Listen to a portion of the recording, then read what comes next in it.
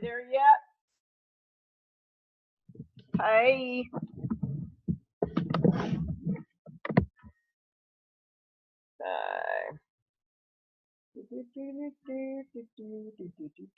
Okay, we're here, people. Everybody's piling on. All right, we're recording now. So let's see, we'll be starting the webinar in about 1 minute. And hey, Sissy, what you doing back there? What are you doing? Colleen wants to be on the webinar. Yes, she wants to be on the webinar right now. Okay, here we go. Good people. All right, got 10 participants on. Let's see who's on here right now. I got to get that light out of the background there. Da, da, da, da, da. Hey, Mel, what you doing? Hey, shout out when you jump on there, guys, so I know who's on here. I got to click this other button to find my participants. And hey, Tracy's raising her hand. Holla. Okay. All right. So yeah, Wendy's in. Wendy's in. She's yo-yoing. All right. Hey, I got off of just got off of a coaching call with Tashlyn Weber. Jerry, hello. Cool. Great girl. What a great girl. I'm so excited about her stepping out and making this move into the Amazon space. There's Tashlyn. There she is. Anyway, we had a great time. It was fast and furious. She just won the 40-minute coaching session from the last webinar. So definitely you want to be on the next webinar because we're giving away some more prizes and another 40-minute coaching call. So you definitely want to be able to win that. So if you win a prize or you win the coaching call, I'll say it like this. If you win a coaching call one time, you can't win a coaching call a second time. So we want to spread that around. Yeah, everybody's hopping on. Richard's here. Hey, Richard. Richard, I want to thank you for the value that you're adding. You really know your back end stuff on Amazon, on the website, on the Seller Central. I appreciate you so much. Several of you have added some really great value to the group, and I appreciate you because we have lots of newbies coming up behind us, and they're wanting to learn the business. And so anytime you can answer a question, or even as I was telling Tashlyn, asking questions is a really good teaching opportunity. We've been in the business now for almost 3 years, and there's stuff that we have forgotten that we know because it's just automatic to us. And so it's really great when newbies jump on and they're like, hey, what about this? What about that? Because we can revisit those uh, uh, aspects of the business and help them with it. So we just had a really great time going over learning how to be a super buyer. That's the number one way to Amazon success is learning how to be a super buyer. Okay, yeah, hey, we got some more people jumping on. Hi, hi, hi. Now, some of you are going to be seeing this on a recording, and I just want to tell you how much I appreciate you being in the group. There's some of you who are listening to the webinar right now or be listening to it later as a recording, and you're packing boxes, and hopefully what I add is value to your life while you're doing double duty. So many of you work full time still, come home and work your Amazon business on the side. And if you will continue to be consistent in pushing in your inventory, it will not be long. It might be a year. It might be a year and a half. Might just be 9 months. Might be 6 months. And it'll be full time to you because it'll be a real business. And it will be a real way for you to support your family, pay off your bills, do the things that you want to do. Yeah, hey, we've got more participants piling on. Thanks. Shout out to you guys. Cool, cool. Pop over in the chat and say hey so I know who. Oh, there we go. Cool, cool. Awesome. So what we're going to talk about tonight is race to the bottom. Sandra made that request. Joe made that request to talk about race to the bottom. So if you're a newbie and you're getting used to our vernacular, race to the bottom means that basically somebody sends in their inventory and then they notice that somebody else has priced it for a penny less than them or a dollar less than them. So then they lower their price, and then they lower their price again, lower the price. Somebody else lowers their price, and the next thing you know, the item that we had on our daily finds list that could have netted you an ROI of 50% or 38% or 28%, suddenly nets you nothing. And it's simply because of the dastardly deed called race to the bottom. All right, so let's talk about two reasons why this happens. Race to the bottom can happen. Number one reason race to the bottom can happen is because of repricers. So sometimes when you have a item in there and you're selling against bigger sellers, so when you put your item into your inventory, you're obviously assessing the competition.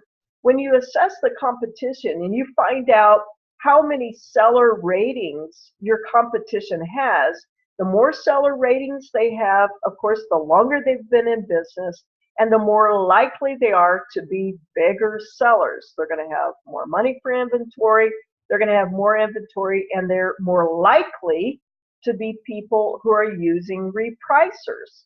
Because after a while, manually repricing, like every one of us do when we're starting out, or every one of us should do when we're starting out, in order to learn what goes into pricing. After a while, when you have hundreds of SKUs and then eventually even thousands of SKUs, it's impossible to keep up with all that. So a repricer is automatic, and it's set according to that particular seller's certain parameters. It might be a very aggressive repricing strategy. We have some seller friends that are big in wholesale, and so when they get on a product, they really want to own that product. They're very aggressive in their pricing strategy, and so if somebody else jumps on their product and they really want to preserve that, they literally will run their competition into the ground. What that I mean by that is they will let their repricer undercut the competition. So you come on and you price it for $24.99, and their repricer is going to come on and go $24.98. Then you're going to reprice, and you're going to reprice it at $21.98, and their repricer is going to come on and undercut you and undercut you, and that starts the race to the bottom. Okay, so what you have to do is don't engage in that, because what you have to understand, some of you are going, okay, I just repriced it. I saw that the buy box was $32.99 and my price was $33.99. So I reduced my price because I wanted to get the buy box. And as soon as I did that, the other guy repriced it a penny lower than me. Well, if that happens, almost assuredly you're repricing against the machine, and so you need to pull off and assess whether or not that's really what you want to do. Yes, tweaking your price by a very little bit can sometimes win you the buy box and get you the sale, but you have to sort of know who or what you're pricing against. So if you're repricing, if your competition that has the buy box and you're like, I would like to get the buy box, and so I'm going to lower my price by just a little bit, but that competitor has several hundred or several thousand seller ratings, and you use the how many extension, and you found out that they have, you have 2 units and they have 200 units, they're going to price aggressively because they want to protect their inventory.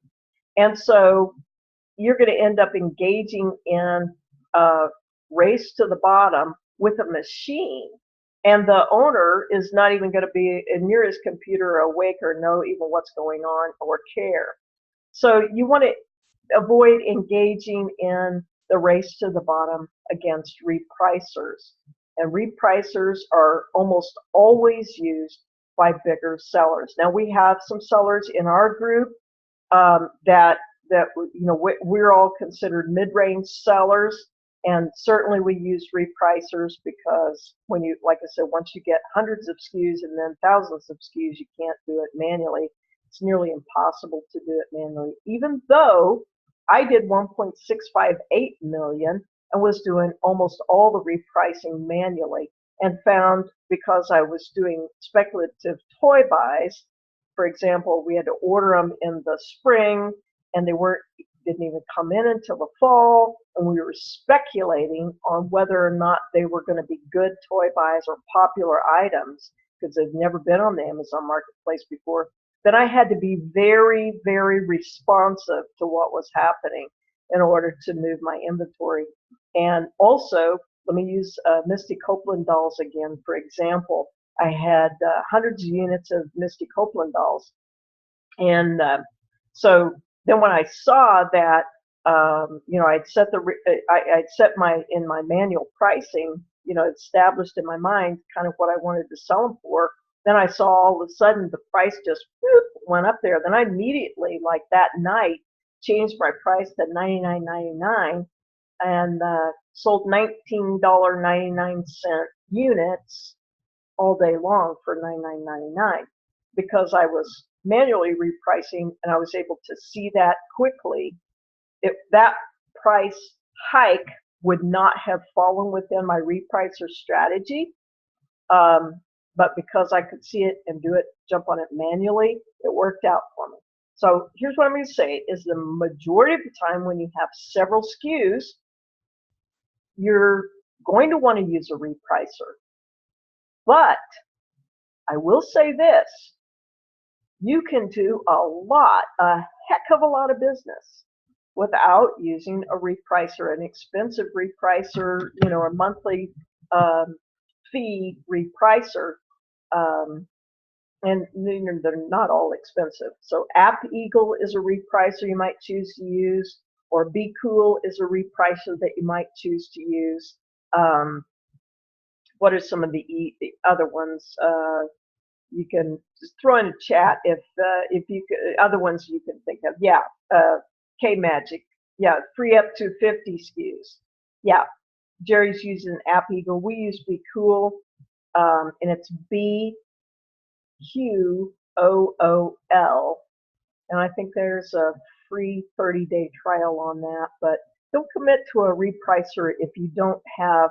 I would say if you have a couple of hundred units, you could probably manually reprice and be just fine with that. After it gets more than that, or SKUs in your inventory, then that gets crazy. Yeah, okay, so Richard's telling me that Be Cool has a 30 days free trial. I will say this, that one of the things I was telling Tashlyn is the number one thing that you have to do to be successful as an Amazon seller is to become an excellent buyer. And so some of the mistakes that people tend to make is they tend to get a lot of subscriptions and technological assistance. There's lots of plugins and Chrome extensions, that sort of thing that are valuable. But you can get hung up on trying to learn those before you learn the very first foundational part of being successful in the Amazon business, and that is being a stellar standout buyer. Understanding the metrics that you need to be using to decide whether a product is a good buy or not. Every buy you make will not be a good buy, but it will appear to be a good buy. And on the surface, it's going to look like, and even deep down, it may look like a good buy. It may be a good buy right up until the moment you get it into Amazon's warehouse. And lots of things can happen that's not your fault, that can change it into what you'll look back on years later and say, well, that was a bad buy. Not one of us. Richard, you're on here. Wendy, you're on here. Some of you more experienced sellers, you guys shout out here. Have any of you willfully and purposefully made a bad buy? No, absolutely not. You know, heck no. Yeah, LOL no.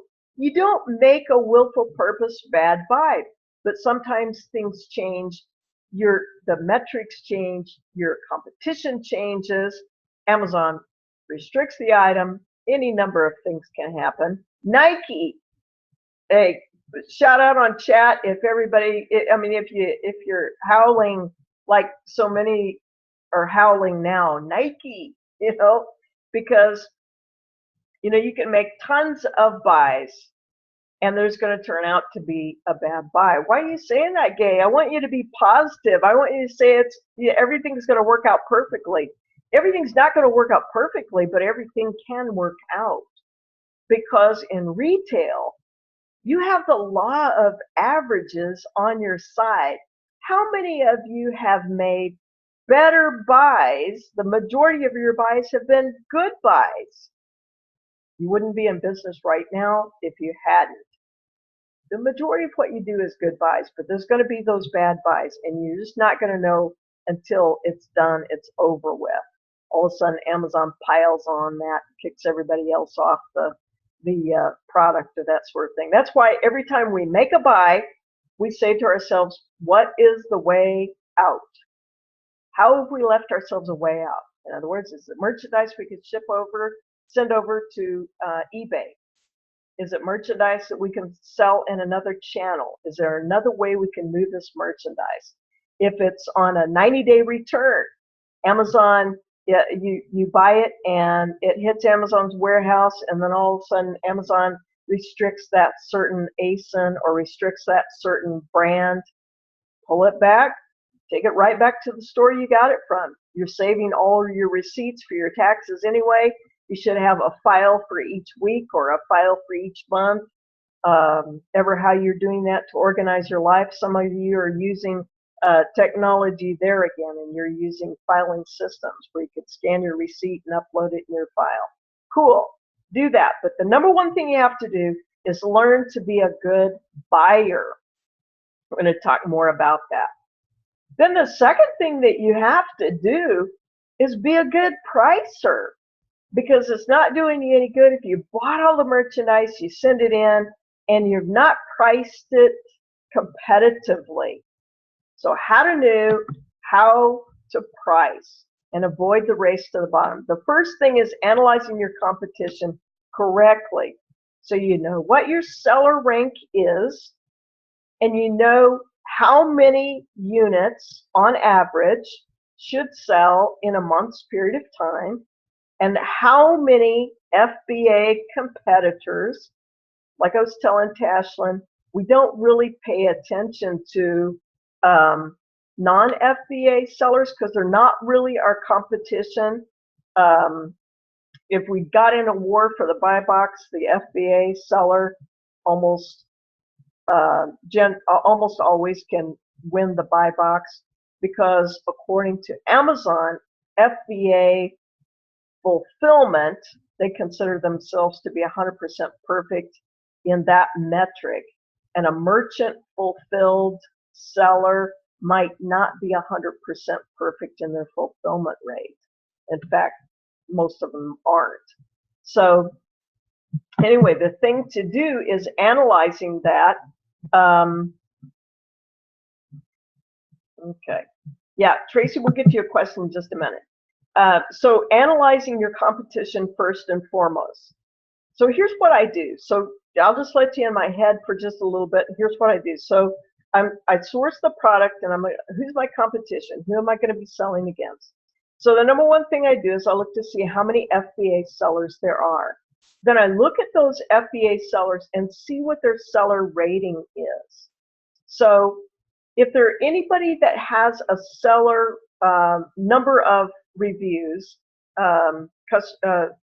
seller reviews, if their number of seller reviews is less than mine, I don't really regard them as my competition.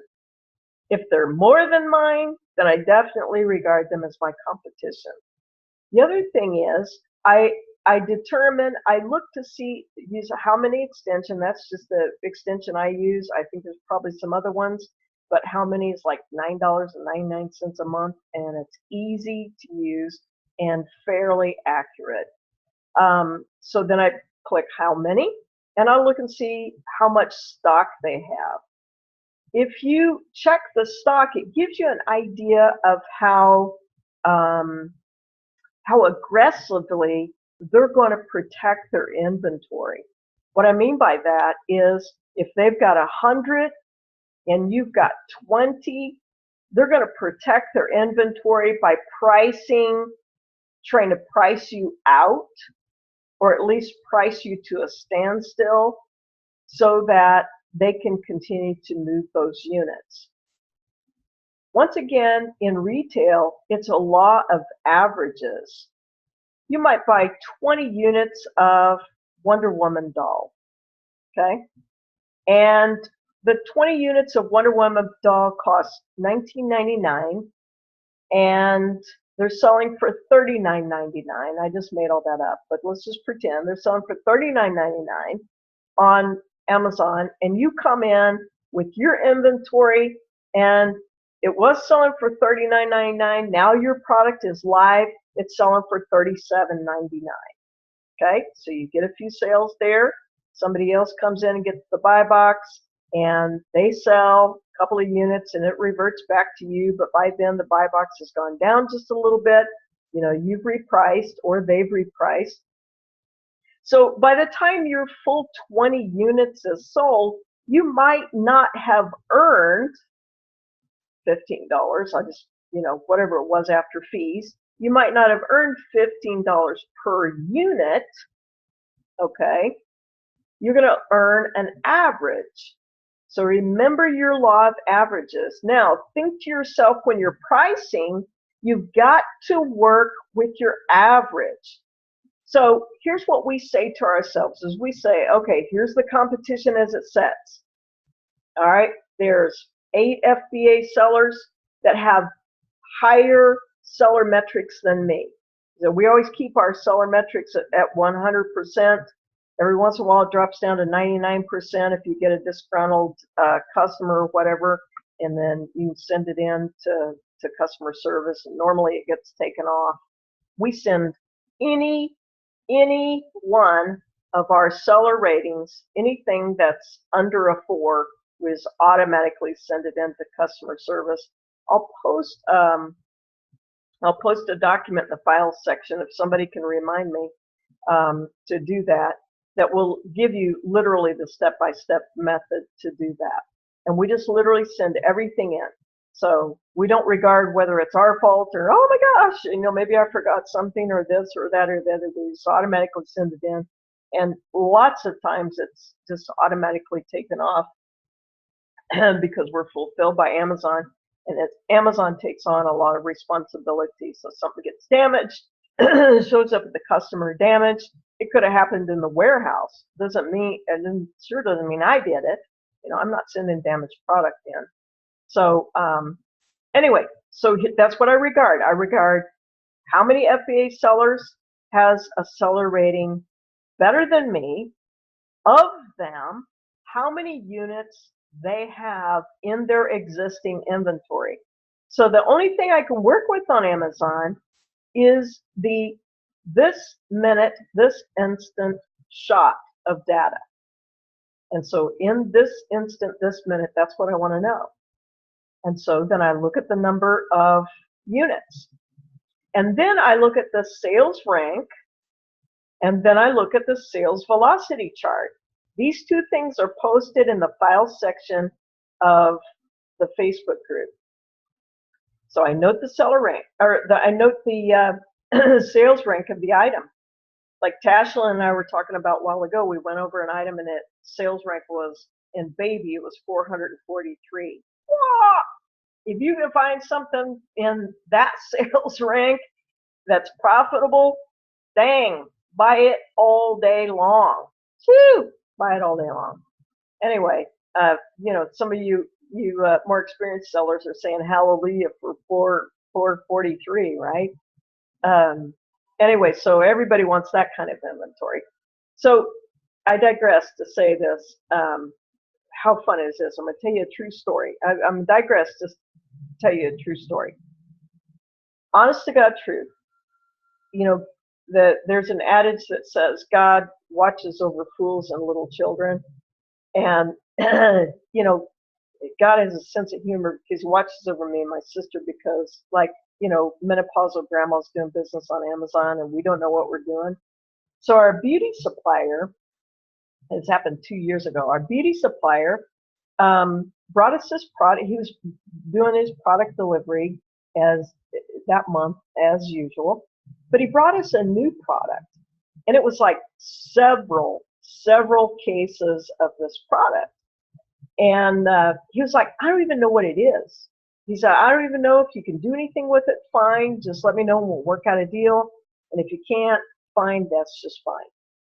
So anyway, after he was gone, you know, and I was saying to Colleen, I was saying, da da da, and we got this product, and we got this product, and this one, this one. She goes, what? What did you say? And I told her the name. I said, well, he said it's new. He didn't know if we can do anything with it, but we're going to try it. She goes, yeah, I saw an infomercial about that product the other night. She was having a hard time sleeping that night, and she got up and watched TV in the middle of the night, and there was this info product. I had never heard of the product. There's some beauty cream, something. And so I was like, what? Well, okay, I guess somebody knows something about it. So she created great product photos. She has great eye for photography, so she created the photos, and I created the listing. I have a background in writing and published books and that sort of thing. And so creating listings is really my strong suit. That's one of the webinars we'll do, is literally show you how to create listings. I can't go into the kind of technical aspect on keywords and that sort of thing that Liron can do. Liron Hirschhorn, you're in Andy's group. Liron can kill it. Andy can kill it. I can't do that. I can almost kill it, but I can create fantastic listings that sell. So what happened was we bring this product to the Amazon Marketplace. I don't even know what it is. Never used it before, never heard of it. And in the first 2 weeks, the thing goes #1 in the beauty category in new releases. The #1 new release, I'll say it right in a minute. The #1 new release in this particular beauty subcategory. We were floored. I mean, we flipped, because then suddenly the rank went from has no rank because it's never sold on Amazon before to suddenly it's introduced on Amazon, and so the sales rank was like, you know, 1 million, 5 million, or whatever, to almost overnight 3,257. We were blown away. The units were selling so fast, we couldn't get our heads around it. We made literally tens, 20s, 40s, 50s, thousands of dollars on that one product. It was insane. It was just insane. The fun thing too was we had no competition, because our beauty supplier was the only one at the time who could get this product, who had gotten this product. He just was like, oh yeah, I'll try it, you know, and then it just went crazy, and we got caught up in the middle of it. So really the truth is God does watch over fools and little children and menopausal grandmas trying to do business on Amazon. So, but we got a good lesson in watching sales rank and velocity, sales velocity, because we could literally watch our own story being created. So anyway, so I digress to say that story because I'm still amazed by that, and so thankful that we got caught up in that wonderful moment. And there were other products too that kind of spun off from that. The story goes on. It was a lot of good stuff happening, and great stuff that put us on track to our success. Anyway, I would say that that one product literally paid off our mortgage. Probably it's what it amounted to, just that one SKU. Anyway, bottom line is now, so I'm assessing the competition. So I assess the competition and then I assess how many units they have. I know what the rank is. I know what the expected sales velocity is. So I know now that it's going to take X number of days for the existing inventory to sell out. I know it's going to take about 10 days for my inventory to get in, to go live, to go around to be transferred to whatever fulfillment center transfers take place, and for my units, for the entirety of my units, to be live in Amazon inventory. And then I know how many I can sell in whatever period of time that I've set for myself. And I normally think about it in a sense of 30 days. If you've had bigger sellers that are on that listing, and now their inventory is showing something like, and I'm talking about bigger sellers like in the thousands, their seller ratings in the thousands. And now all of a sudden their inventory is showing like 29 or 17 or something like that. And you know that you can see that they're going to restock. You just want to wiggle in there, sell your 12 or 24 units and bump back out, more or less get back out before their inventory goes live again and the repricer takes over, because they will drill you back down to the bottom again. So you don't want to you don't want to get caught in the race to the bottom. How people get caught in the race in the bottom, the second way. So repricers is number one. The second way people get caught in the race to the bottom, and Joe, really, I think you and I could have a great discussion on this. Richard, Wendy, you guys could have a great discussion on this, because and this is really strongly felt by me, that the second way people get caught in the race to the bottom is fear. They buy something, they send it to Amazon, and they're afraid that it's not going to sell. They're afraid it's not going to sell. And so they're like damned from the beginning in their mindset. And so instead of waiting for that to organically sell at the price that it should be selling, then they'll reduce their price, and that becomes kind of a twisted version of getting your sales, but getting your sales at a price that eventually reduces the value of that particular product and certainly reduces it for everyone else. Now, there's something to be said for grabbing some product when you're starting out, even if the margins are very, very low, if your profit is just even $1, $2, $3, $5 or whatever, and just getting some seller ratings going, get those customer orders in and get started, get your feet on the ground.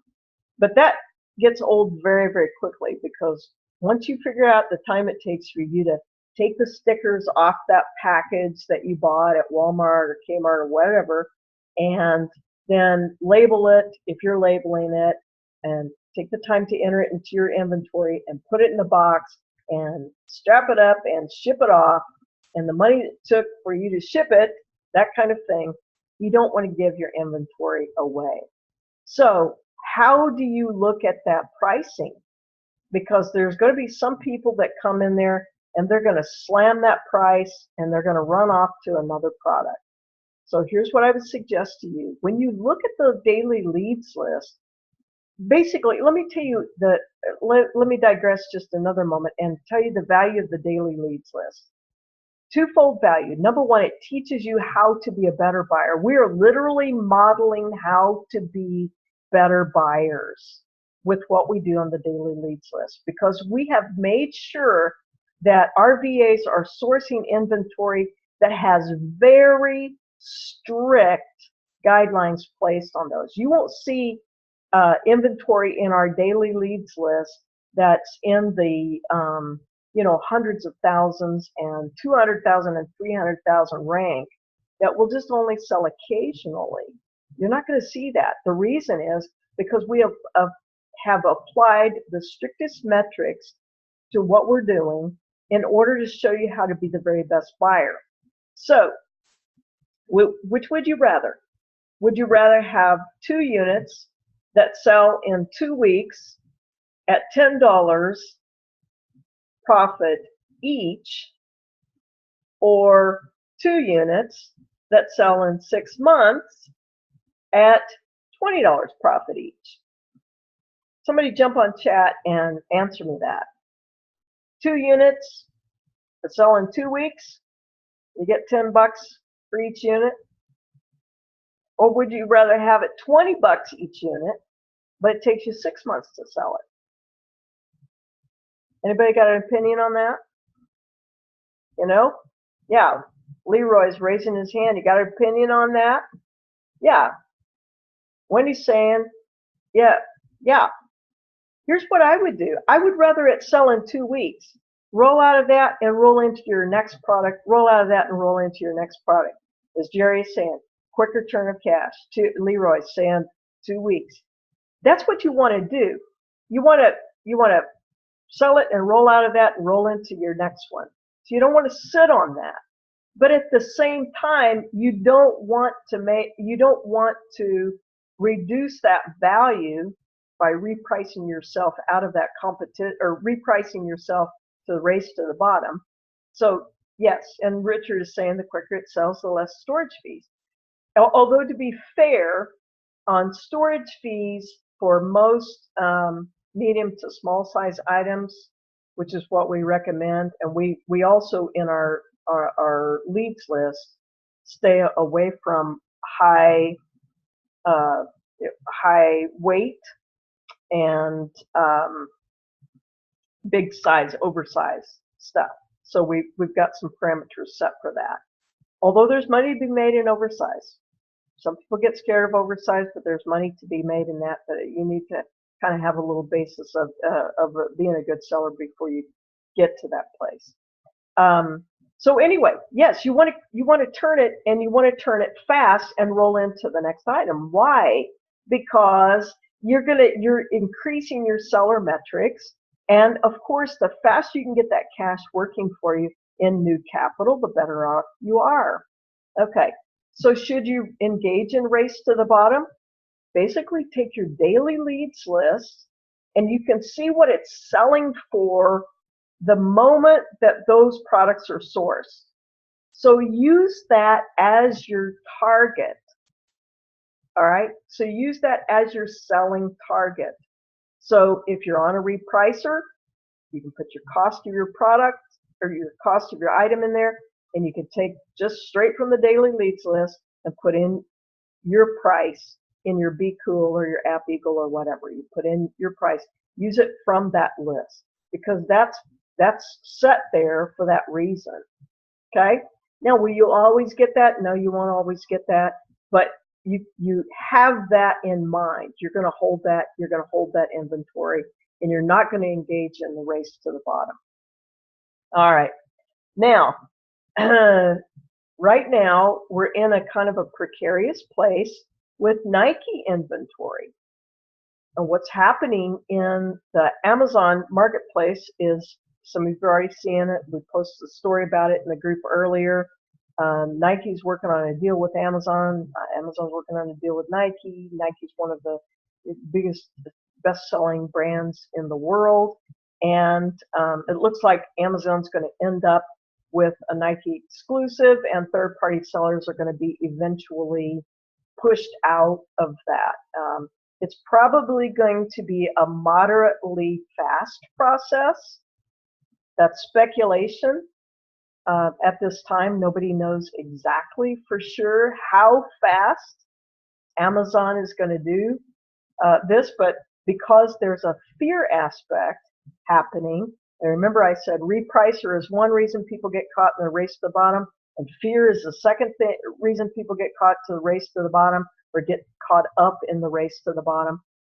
So now we've got sellers, third-party sellers, that are dumping Nike inventory for crazy, crazy, silly prices. If anybody loves Nike shoes, they should never go to Nike store right now. They should never go to Nike.com right now. They should go to Amazon.com, and they're going to get the best selection of Nike shoes at the cheapest possible prices right now.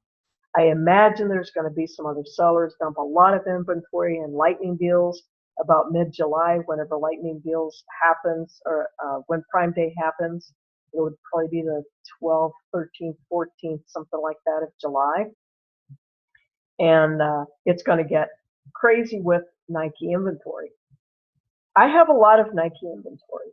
We did a lot with Nike. We've done a lot with Nike. We'll continue to do a lot with Nike as long as we can do a lot with Nike.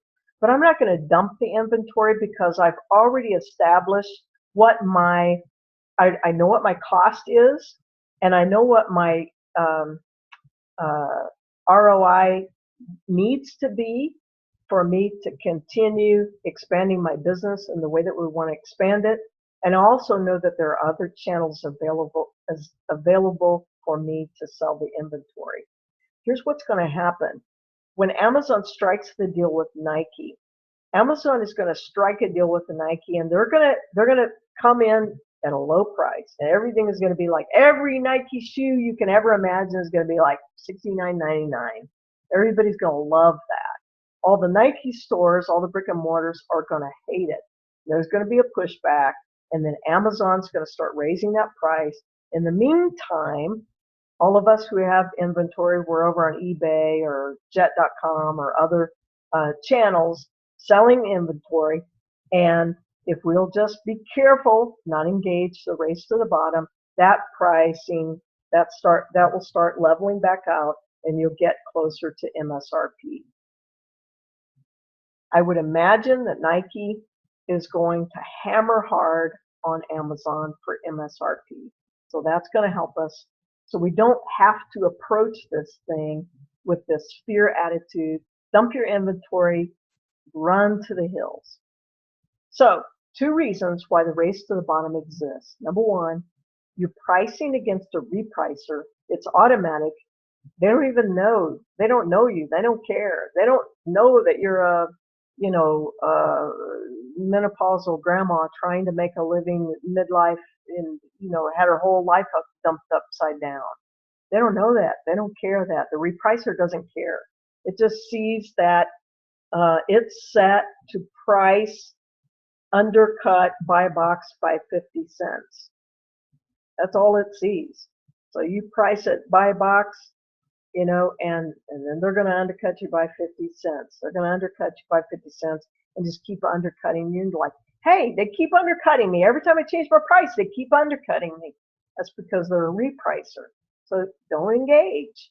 Don't engage. Just hold your price, and the buy box will rotate around. There's only a certain amount of inventory that each person has, and that buy box will rotate around, and you'll end up making your sales.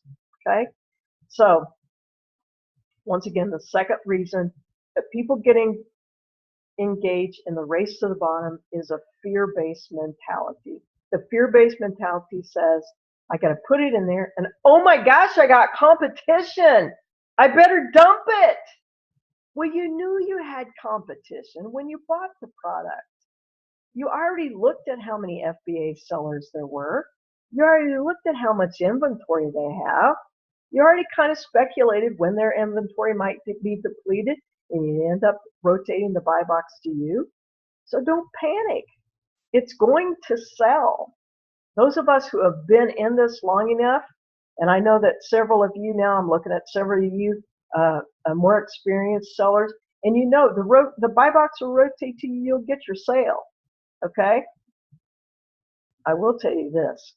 I dumped some inventory after Q4, and for more experienced sellers, we know this, that Q4 goes up through about the middle of January.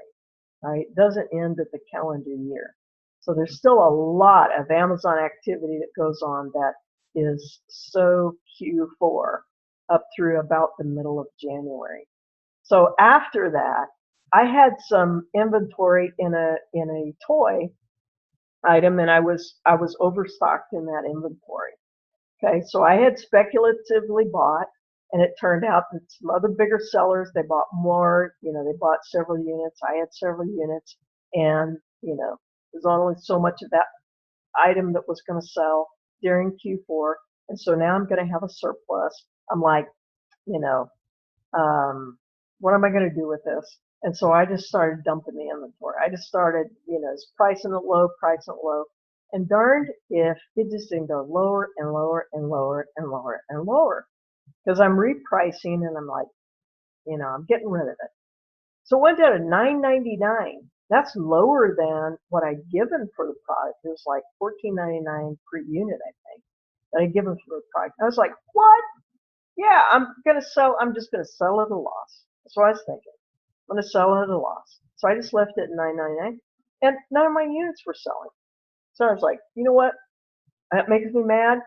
So I priced it back up at $39.99 and just left it there.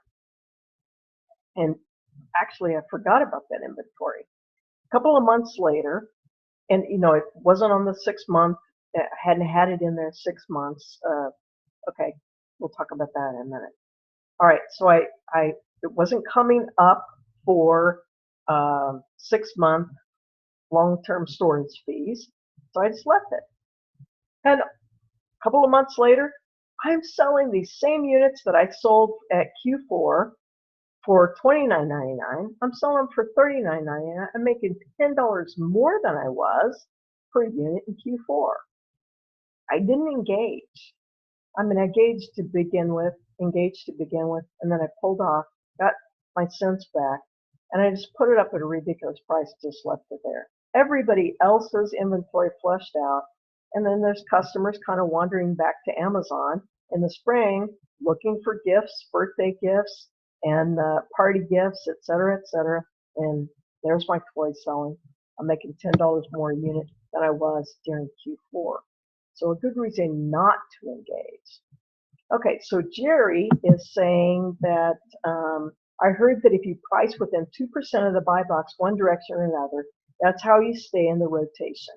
Yes, sort of. And I will say this, Jerry, that Amazon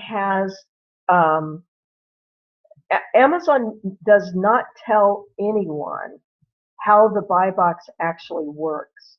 There's some metrics that play into it, but there's one key piece that they keep to themselves, and we don't know what it is. The things that we do know is seller rating plays into it. The number of units that you have against the number of units someone else has plays into it. So the person that has more units is more likely to get the buy box. Once that the inventory levels out, and there's sellers that have almost the same amount of units, and they're 100% seller rating, and they've got several seller ratings, so they're more experienced sellers, that's going to rotate fairly equally, even if you're 2% or 1%. I usually say my competition is FBA sellers that are within 2% of the buy box, because that's where I'm going to be, and generally that works out in sales. So so now Joseph is saying within 5%, buy box usually rotates every 15 minutes. I would say, Joseph, that I don't know that isn't. I don't know if that is if that happens every time. I'll say that like this: it does not happen every time. Usually is a big word there. 5% buy box rotate every 15 minutes. Yeah, it does not work that way.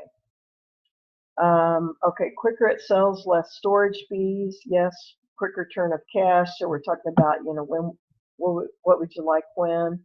All right. Other questions? Jump on there for questions. I've got another queue. All right, Tracy, question. I bought something from an office supply store after it was sent in. Another office store is now selling it. It has the buy box. Does that become about the same as competing against Amazon? Okay, office supply stores and another office store is now selling it and has the buy box. Okay, if you're Tracy, if you're saying that office supply store like they're an online office supply store and now they've opened their own Amazon, is that the same as competing against Amazon? No, not, because they're probably merchant fulfilled. And Amazon considers themselves FBA, so they have perfect metrics. Amazon's harder to compete against than it would be a merchant fulfilled online store, even if it is another office supply store. Let's see if there's other questions. Okay. Yeah, Office Depot started selling it.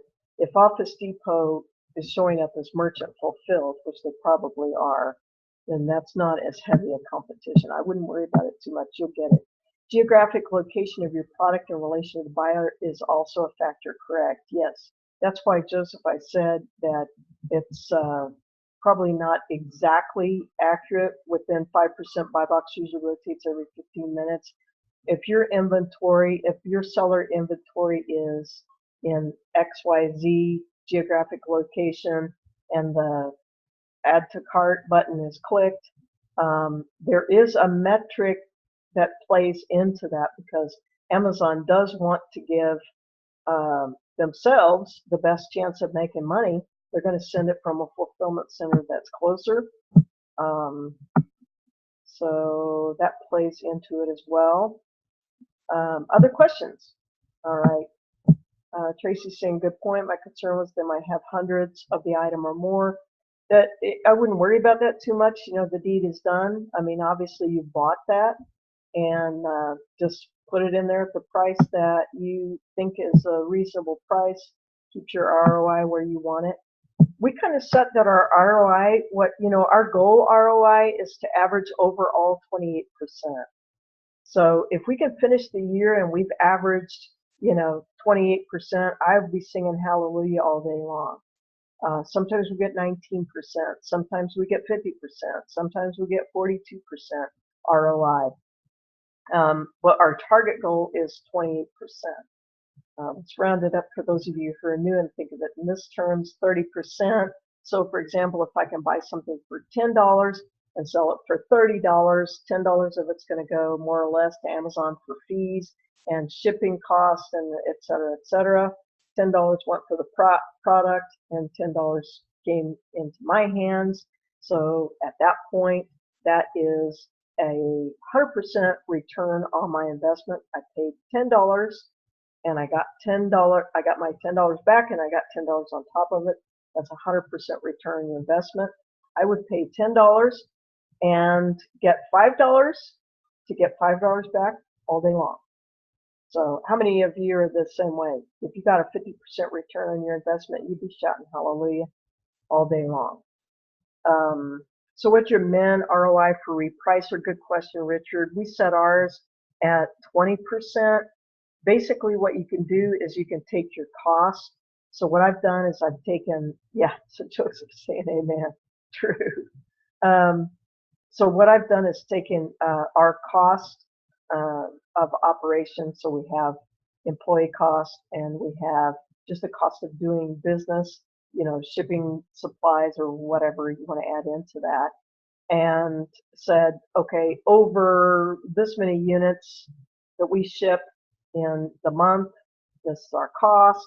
And so we've got to have 20% ROI. That's our break even. And, we say that in our minds, that's our break even. And obviously we're going for way more than that. And we get that in RA and OA. This is the fun thing about it. Wholesale ends up being right now, wholesale ends up being your bread and butter, and RA and OA ends up being fat cash from how many of you found that out, that your RA and OA return on investment can be much higher than what you can get in wholesale? The nice thing about wholesale is you don't have to keep going back, priming the pump generally to get that. You can order bigger volumes or bigger quantities, so that helps. We have other questions coming in. All right, no, answer this one. Okay. All right. I'm about out of voice because I talked for about an hour before I jumped on this. Repricer. Joe, are you on here? Okay. Joe, where are you? Okay. Joe had requested this, and Sandra had requested the discussion on avoiding the race to the bottom. I think it was really a worthy request. Um, and yeah, yes, amen. And so what I would say to you is if you can understand two things about what's happening with your inventory, is that obviously you've got in mind how fast you want to turn it, how fast you need to turn it to get cash back, get your cash back and work for you again. But in trying to make those flips and rotate your inventory as quickly as possible, don't give up your ROI so fast, because that next big inventory, next big buy, next best buy may not be as readily available as you would hope. So there's a fine balancing act that it takes when you're working with pricing your inventory. Basically, here's what you have to kind of come down to.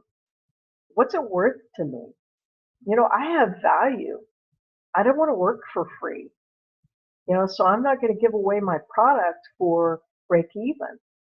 So I'm going to hold my price, and the price, because I've done my due diligence and become a good buyer first, I've been able to assess sales rank, sales volume, competition, the amount of inventory the competition has. I've been able to assess that. I've looked at the Keepa charts. I know how kind of the ebb and flow goes depending on seasons and cycles. And I've assessed all of that in advance. So when I act on a buy, I always assume it's a good buy. When I make a buy, every buy is a good buy until proven wrong. And sometimes it's proven wrong. But as you can see, that more times than not, it's proven right. And that's because Amazon is such an awesome marketplace, and it gives us so much to work with. Where else can you open a store and know exactly what products you should put in your store and how often customers might come into your store to buy your products and who's your competition and how many they have? Where else can you find this kind of data? No place but the Amazon Marketplace. I mean, some of these other multi-channels, eBay's kind of starting out a little bit, Walmart's.com starting out a little bit, giving you a little bit of metrics, but nobody gives you the kind of information that Amazon gives. And will even give it on their own stuff, even though if you check how many on Amazon, Amazon.com, when you check how many, almost always they never tell you the truth about what it is. Sometimes you'll go, Amazon's only got 2 left. That's a dead giveaway that they probably got lots. Don't assume they have 2. Or if they say 27, Amazon only has 27. That's also one of their kind of cheaters. It's almost always way more than 27. But if you go on and Amazon says it has 14 or they have 46, that's probably an accurate number. Yeah, more on the way. Yes, there's probably more inventory on the way. But you can also look and see. And, we've competed against Amazon on lots of products and made sales. So we're not afraid of it. It's easier if you don't compete against Amazon, if you can find products that you don't have to compete against Amazon on, but it's not impossible to make sales and make good ROI, return your investment, against Amazon. So yeah, profit margin percentage is more accurate to determine your bottom line. Yes. We might do a chart on that too, Richard. I hope some of you can kind of prompt me on some of these things here because my sister's not taking notes on me like she usually does. And so if you'll prompt me on some of these things we talked about, we'll put some charts on the difference of how to determine what's ROI and profit margin or your percent. Who else has got? All right. Did I answer all of your questions? If you have questions, again, post in the group. It's a good opportunity for us to teach, and at the same time, it's a good opportunity for others to be educated. And we're constantly in learning mode. Colleen and I are both retired teachers, and we all always said that the best students make the best teachers. We're constantly learning, constantly want to be learning, and we want to be good teachers at the same time, and I think that we can be because we are constantly learning. But we learn from you guys, we learn from each other, and we learn from many other places. So jump on that. Okay, Jerry's saying he's posted one that I didn't answer yet. Jerry, is that in the chat or is that in the Q&A? Yes. Okay, so Leroy's saying, is there a place where we can review the webinars later?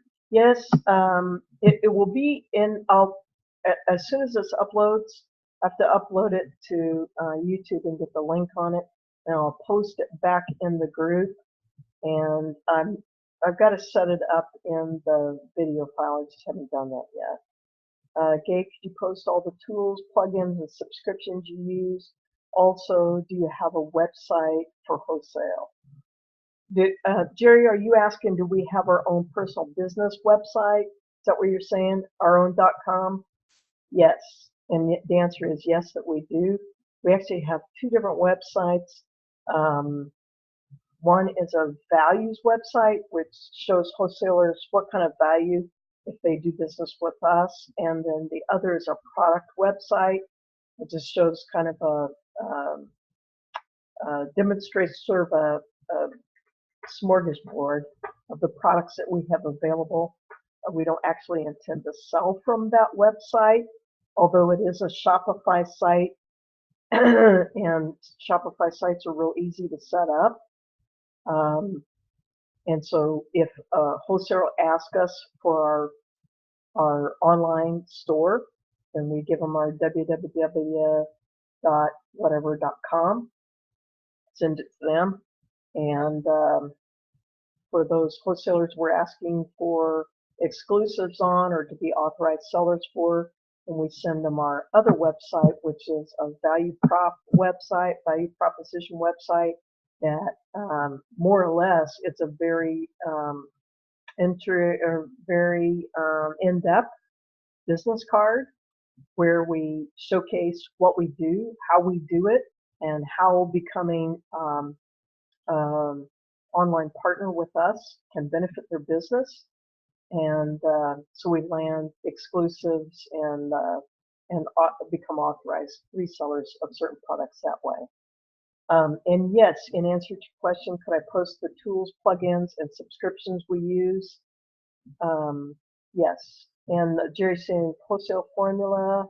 Yes, yes. And actually, some of the things we use, we pulled from wholesale formula. We went through their course, and then we also went down to, we had the big conference and went through their facility, etc. Got one-on-one teaching with them and down in Corbin, Kentucky. And Dan and Eric are great guys. But lots of new sellers and lots of mid-range sellers can't afford that kind of investment. And so we pull some of that information over here and make it available to you guys. Do you use OA to check your wholesale prices? Yes. Are you asking, Heidi, you're saying OA X-ray? What are you asking there? Not sure I'm following you. Do you use OVA? Yeah. Yes. Yes. VA. Yes. Yes. We have a team that works with us to check our wholesale prices, and we use Price Checker. So if you can get an Excel file from your wholesalers, Then you can run it through Price Checker too, and that's from Daily Source Tools. And that's a subscription as well. New sellers, don't worry about that at this point.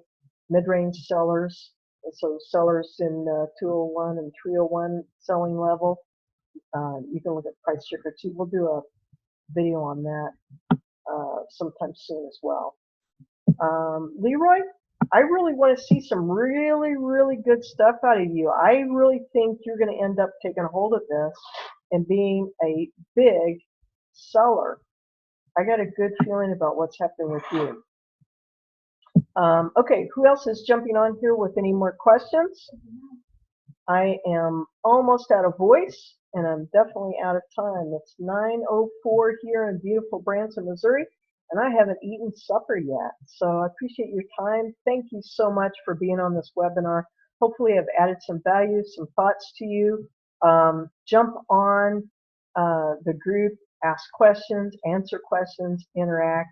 We appreciate you so much for being here. Make sure you're getting the daily leads list. If you're not getting the daily leads list, you need to PM me and make sure, and I'll get on our VAs again and make sure you're getting the daily leads list, because that's one of the massive values of this. Not only are we modeling how to be a good buyer, but also handing you product. And these are products that I buy myself, okay, and rotate into my inventory. Okay, so we're not giving you anything that we wouldn't do ourselves. All right. So anyway, guys, we appreciate you so much. Thank you, thank you, thank you. Going to put up the list, back to the group with hyperlinks, please. Yes, Jerry, I'll do that. Awesome, awesome. Might take me a little while. I might eat supper first if you don't mind. Okay, appreciate you so much. Thank you guys for being here. And we're gone now.